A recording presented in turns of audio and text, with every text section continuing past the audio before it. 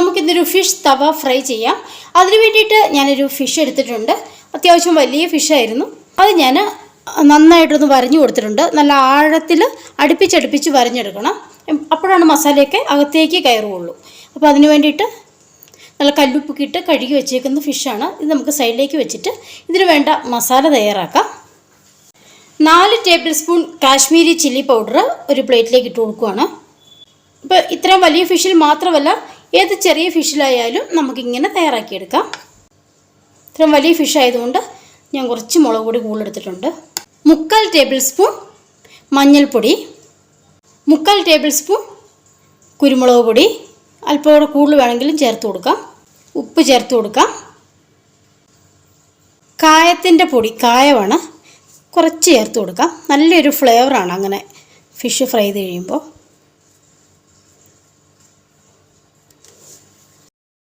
അടുത്തായിട്ട് അതിലേക്കൊരു 1½ lemon squeeze ചെയ്ത് കൊടുക്കാൻ പോവുകയാണ്.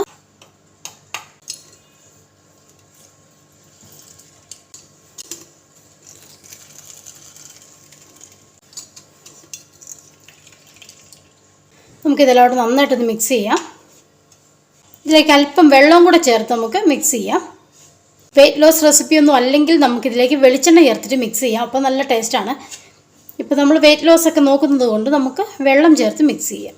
4-5 ടേബിൾ സ്പൂൺ വെള്ളം ഒഴിച്ച് കൊടുക്കുകയാണ്. ഇനി ഇത് നല്ല പേസ്റ്റാക്കി ഒന്ന് മിക്സ് ചെയ്തെടുക്കാം. അപ്പോൾ ഇതുപോലൊരു പേസ്റ്റായിട്ട് വേണം നമ്മൾ മിക്സ് ചെയ്തെടുക്കാൻ. സ്പൂണ് അതല്ലെങ്കിൽ കൈ ഉപയോഗിച്ച് മിക്സ് ചെയ്യാം. ഇനി നമുക്കിത് നന്നായിട്ട് ഫിഷിലേക്ക് മാരിനേറ്റ് ചെയ്ത് കൊടുക്കാം. കൈകൊണ്ട് തന്നെ മാരിനേറ്റ് ചെയ്യുവാണ്. നമുക്ക് ഈ മീൻ വരഞ്ഞതിലേക്കൊക്കെ നന്നായിട്ട് ഈ അരപ്പ് തേച്ച് കൊടുക്കാം. അപ്പോഴാണ് ഉള്ളിലൊക്കെ നന്നായിട്ട് എരിവ് കിട്ടുകയുള്ളൂ.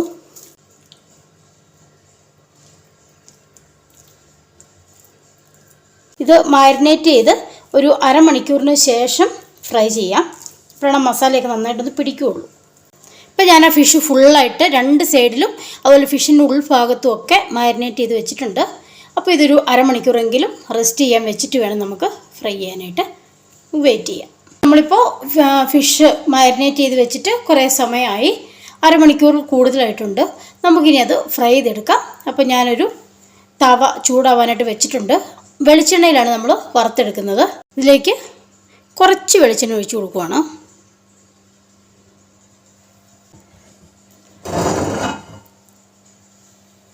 നമുക്ക് നന്നായിട്ട് റൊട്ടേറ്റ് ചെയ്ത് കൊടുക്കാം.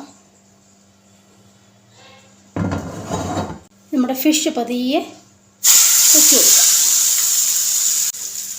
അപ്പോൾ ഇടയ്ക്കിടയ്ക്ക് തിരിച്ചും മറിച്ചും ഇട്ട് കൊടുത്ത് വേണം നമ്മളിത് റെഡിയാക്കി എടുക്കാനായിട്ട്. ഓയിൽ കുറവായതുകൊണ്ട് നമ്മൾ ഇടയ്ക്കിടയ്ക്ക് തിരിച്ചിട്ട് കൊടുത്തുകൊണ്ടിരിക്കണം. ഇനി ഞാനിതൊന്ന് തിരിച്ചിട്ട് കൊടുക്കുവാണ്.